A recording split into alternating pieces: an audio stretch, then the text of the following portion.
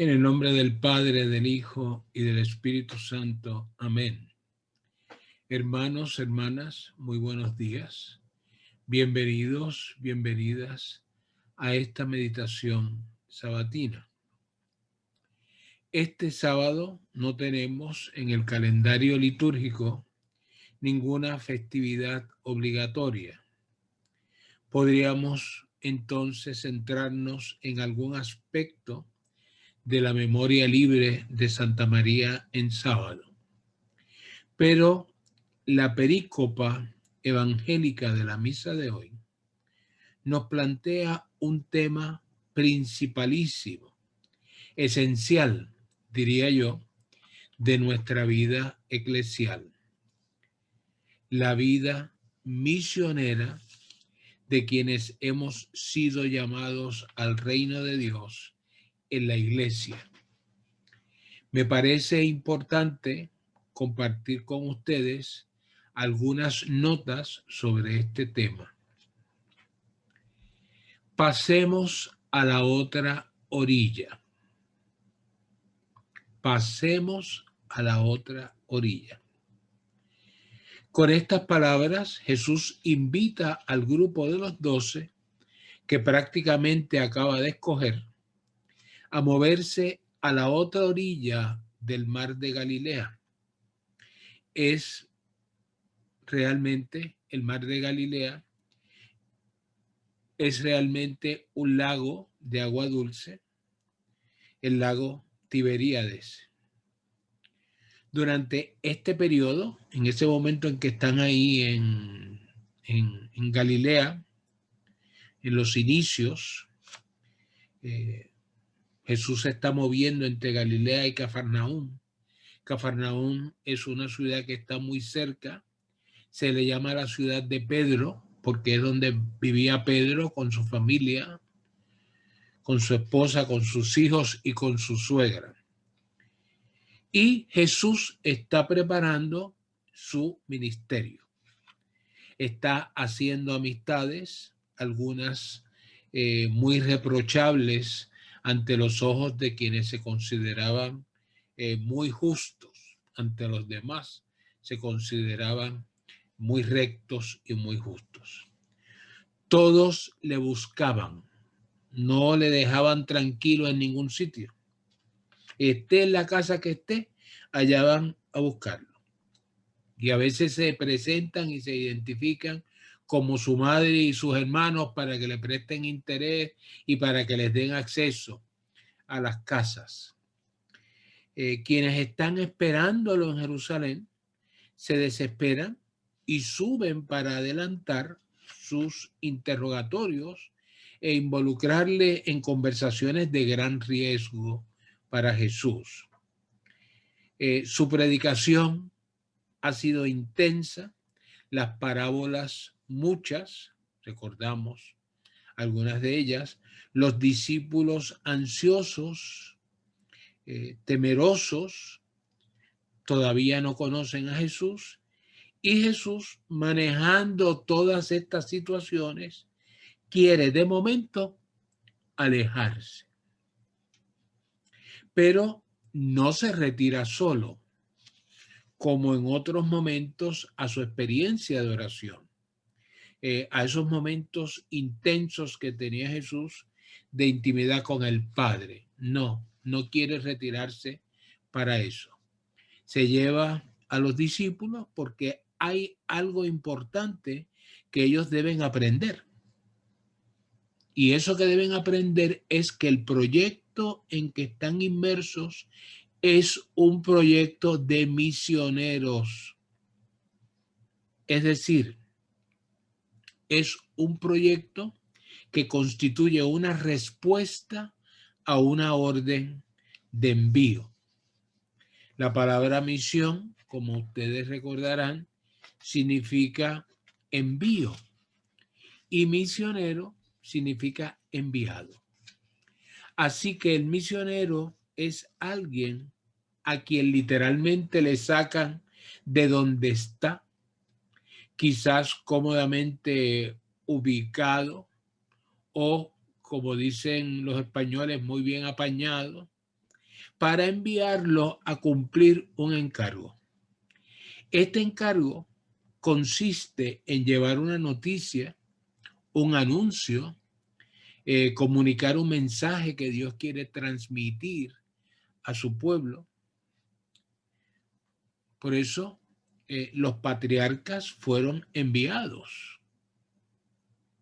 Abraham, un hombre rico, con un negocio bien montado en el seno familiar, fue llamado por Dios para que se moviera, para que saliera de su comunidad y de su comodidad y caminara hasta una tierra que en su origen era simplemente una promesa.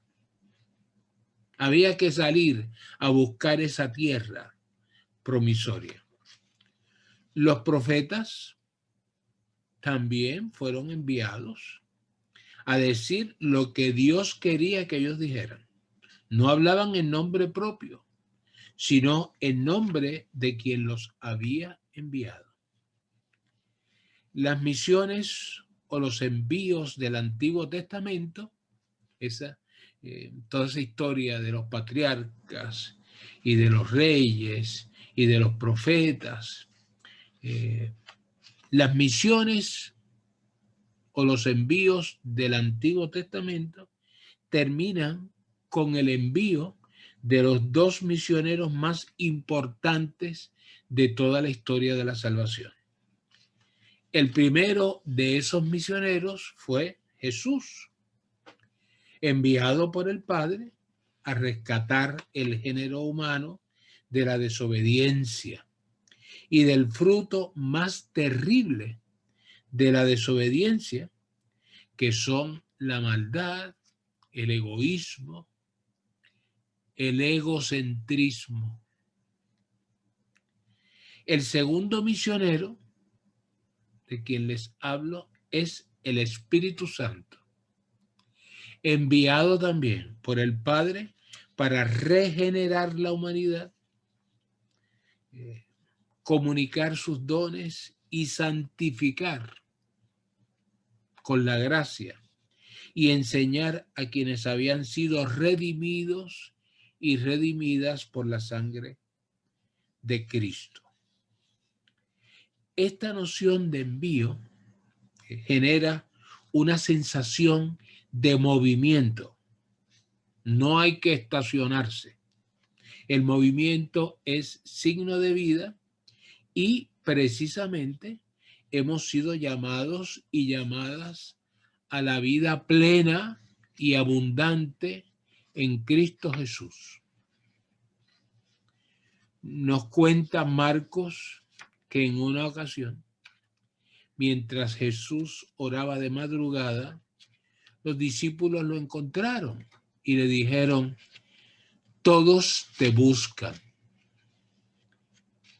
Jesús les respondió: vayamos a otra parte, a los pueblos vecinos, para que también allí predique, pues para eso he salido.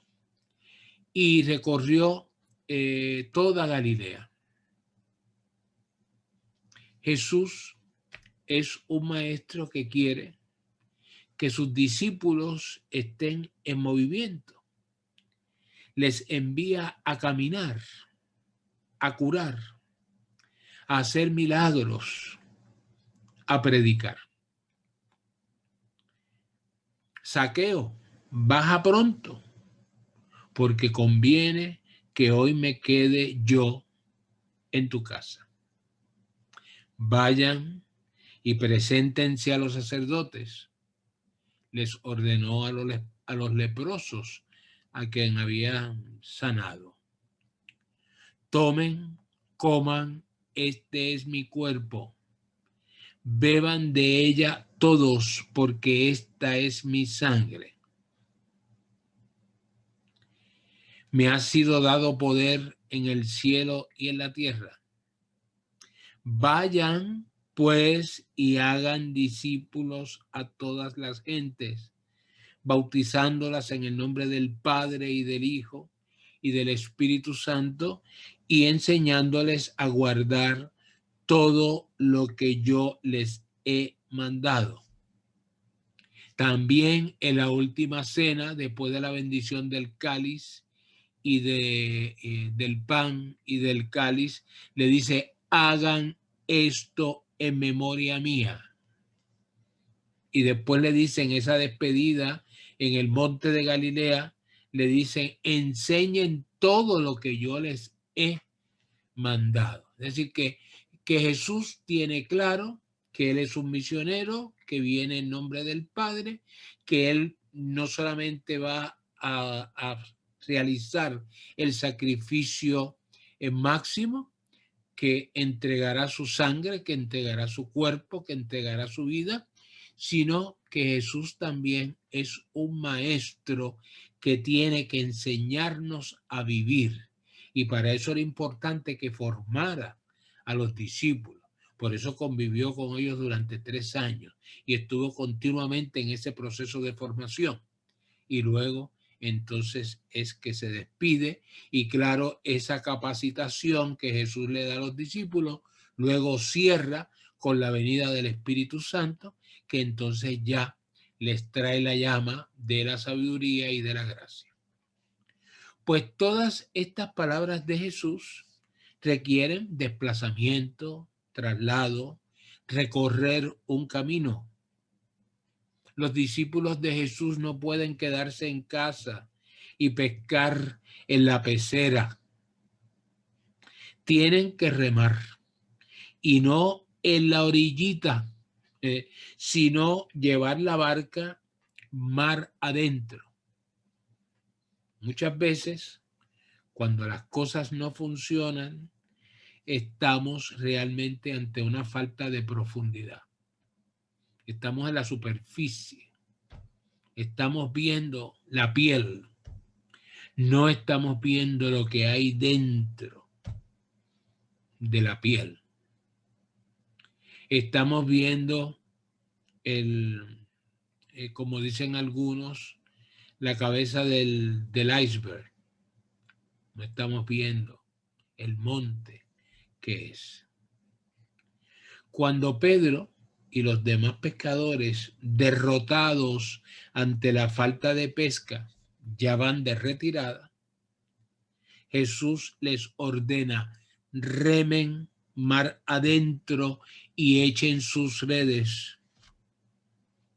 Y pescaron una gran cantidad de peces. Ellos obedecieron y vieron los frutos de su obediencia.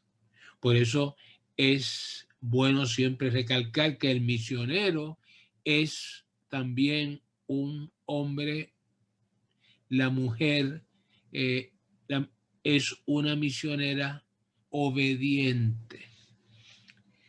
La barca en los evangelios es símbolo de la iglesia. Por eso Jesús y los apóstoles se encontraban y se reunían en ella. La cuidaban y estaban siempre preparados y prestos para salir de viaje. En esa barca no puede faltar Jesús, que es el patrono, es el jefe, es el capitán. Los discípulos siguen órdenes, cumplen con lo que se les manda. La barca no la mueven las iniciativas ni los caprichos personales, no.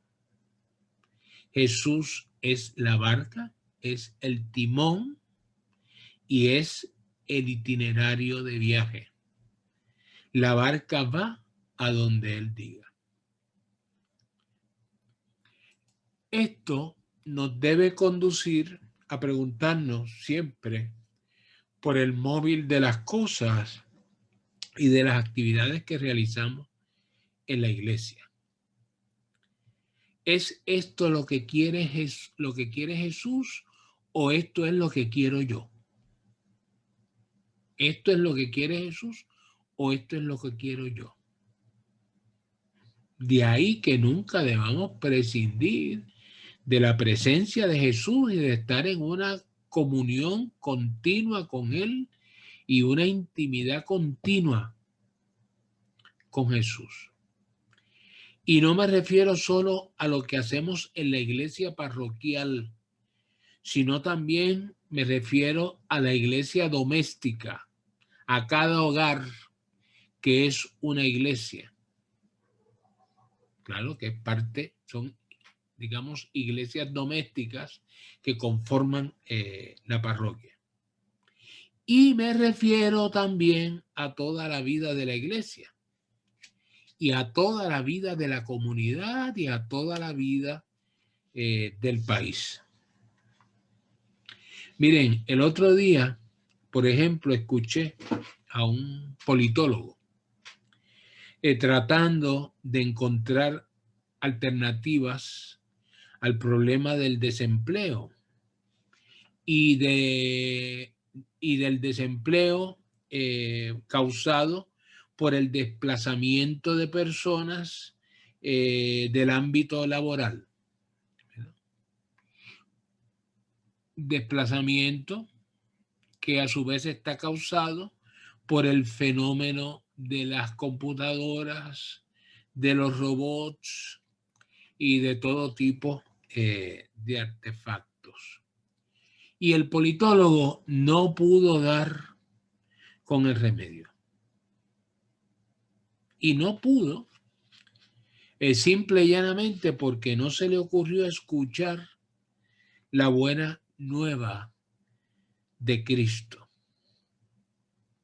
Si hubiera buscado en el Evangelio, hubiera podido concluir que en la actividad económica no hay un elemento que sea más importante que la persona humana. No lo hay.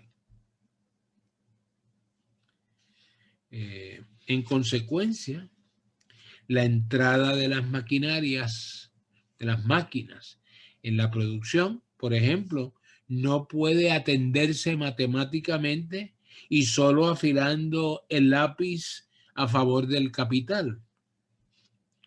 Un remedio evangélico sería, por ejemplo, procurar que el recurso humano, ¿verdad?, la persona humana, aunque trabaje menos horas, pueda seguir recibiendo el mismo salario. Entonces haya una mayor calidad de vida. Ese debe ser realmente el propósito de la introducción de las máquinas, ¿verdad? No desplazar a la gente y enviarlas a la miseria y enviarlas a la pobreza, sino enviarlas a una vida familiar donde la familia pueda compartir más tiempo, pueda estar más tiempo, puedan templarse esas almas de los niños, se resuelvan problemas que tenemos como el problema de la falta de población que se da porque los trabajadores y las trabajadoras no tienen tiempo para atender adecuadamente a unos niños y por eso no los tienen. Todo eso tiene que ver con el Evangelio, ¿verdad? Y con escuchar a Jesús y tenerlo presente en la barca.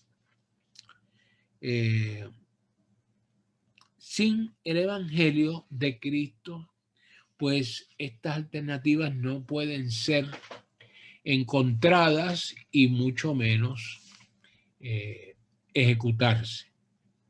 Por eso es que el politólogo fracasó en su intento. Nos cuenta Marcos en el Evangelio de hoy que Jesús está dormido en medio de la tormenta. De pronto nos sigue narrando que se levantó una fuerte borrasca y las olas irrumpían en la barca, de suerte que ya se anegaba la barca. Él estaba en popa, durmiendo sobre un cabezal. Y hubo que despertarlo para que calmara la furia del mar. Esa es la narración de Marcos. Pero sabemos que los hechos no pudieron ser así. Resulta inverosímil que en medio de la tormenta, en una embarcación ya haciendo aguas, Jesús se mantuviese dormido.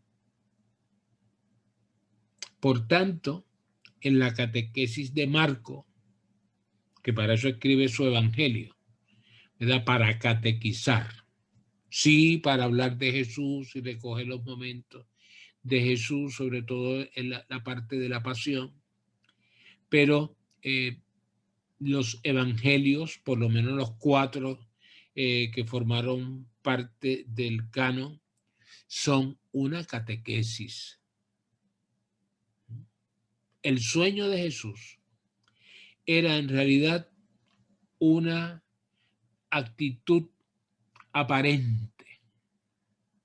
No podía estar dormido en una barca tan pequeña que llevaba tanta gente, en unos vientos tan fuertes. Jesús que Jesús es un Dios encarnado. El cuerpo de Jesús era el mismo cuerpo de un hombre. O sea, el cuerpo de Jesús no era distinto porque él fuera Dios. Entonces no tiene sentido pensar que Jesús podía seguir felizmente allí durmiendo sin enterarse. No, a mí se me antoja pensar que él no podía estar dormido. Y por tanto no puede colegirse otra cosa que no sea que Jesús está esperando que fueran a despertarlo, que acudieran a él, que reconocieran que solo él es la salvación. Ellos, tan sorprendidos por los golpes de las aguas y del viento, se olvidaron de que Jesús iba con ellos en la barca y por eso tardan en irlo a buscar. Y todavía quizás no tenían la confianza de que él podía resolver la situación. Por tal razón, hay que reforzar esa confianza en Jesús y acudir inmediatamente. El olvido de ellos, que olvidaron que Jesús iba con ellos, también se produce entre nosotros con cierta frecuencia. La tristeza que sentimos puede ser tan profunda, el dolor tan fuerte, la maldad tan descarada, el golpe tan inesperado, la violencia tan sorprendente, la sinrazón tan ridícula como patente, la fuerza a la que se nos somete, tan arrolladora, la miseria puede ser tan despiadada, la envidia puede exhibirse con una gran falta de pudor, que nos olvidamos de que Jesús está muy cerca, haciéndose el dormido. Tanto y tanto nos respeta y tanto es lo que espera de cada uno, de cada una, que no se mete en el asunto si no lo involucramos. Más tarde, durante la convivencia de 3 años que experimentó con los discípulos, que él vivió con los discípulos, y ciertamente que los discípulos vivieron intensamente con él, Jesús llega a decírselo sin símbolos ni indirectas. Se lo dice con una claridad meridiana en la última cena. Les dice, el que permanece en mí y yo en él, ese da mucho fruto, porque separados de mí no pueden hacer nada. Separados de mí no pueden hacer nada. Eso lo tenemos que escuchar continuamente. No solamente Jesús lo dijo para los apóstoles, lo dijo para todos los que tuviéramos la dicha de vivir en esta tradición de fe y ser bautizados y encontrar la palabra de Dios a nuestro alcance. Así que, hermanos, hermanas, durante la semana que comienza mañana, no dejemos dormir a Cristo. No perdamos oportunidad de despertarlo. Sin mucho alboroto, sin desesperaciones, muy confiados, muy confiadas, acudamos a Él con sinceridad y aprovechemos su oferta de salvación. Cuando despertaron a Jesús, Él se levantó, increpó al viento y dijo al mar, calla, enmudece.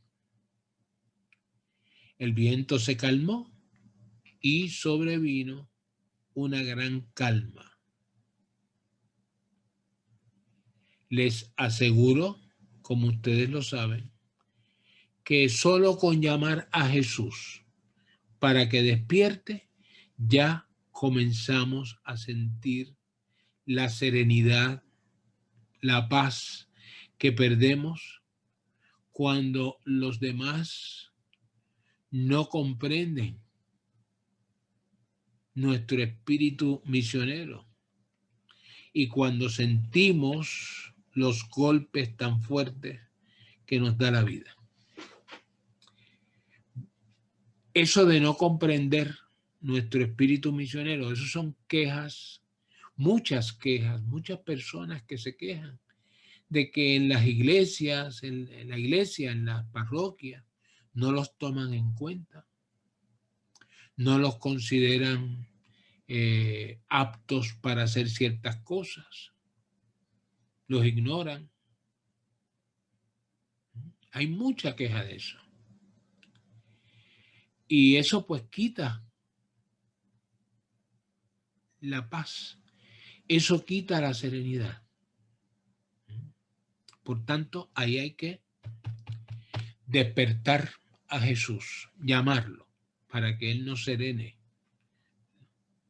Y muchas veces nos vamos dando cuenta, y lo digo en primer lugar por mí, muchas veces nos damos cuenta que lo que nosotros queríamos hacer, que lo que nosotros queríamos proyectar, que lo que nosotros queríamos planificar, pues en realidad no era tan importante como pensábamos.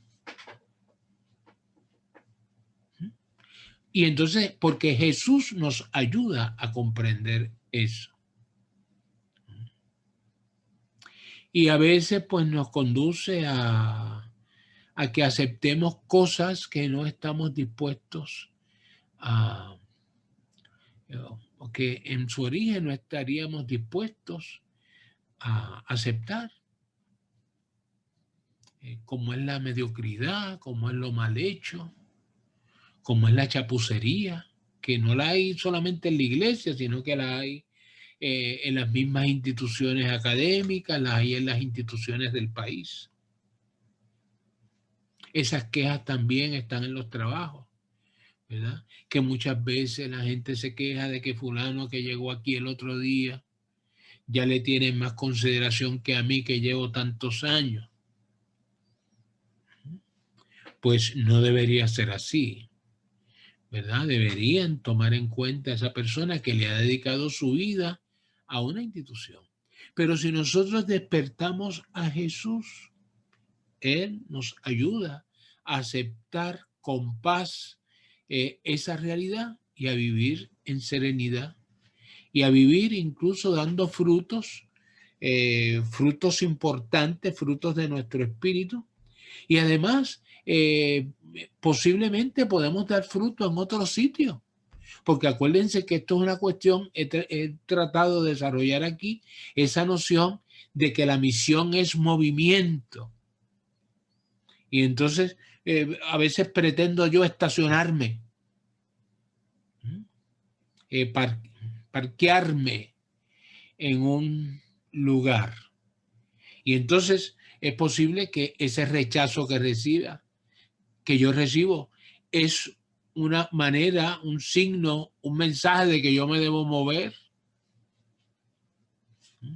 Cuando tomamos a Jesús en cuenta, lo despertamos y lo involucramos en nuestro problema, podemos ver muchas cosas que a simple vista no podemos ver.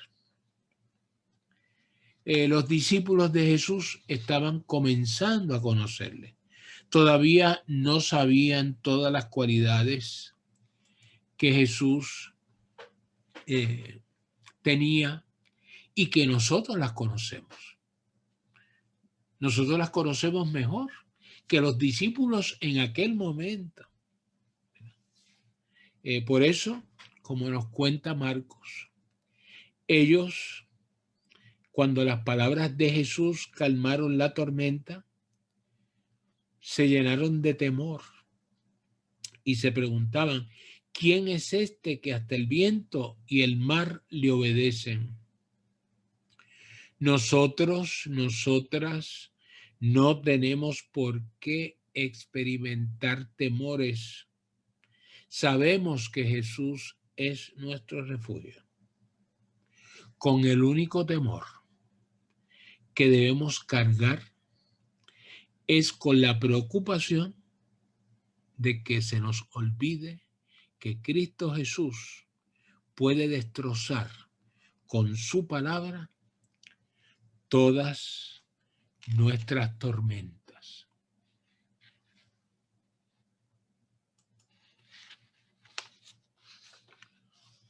Oremos.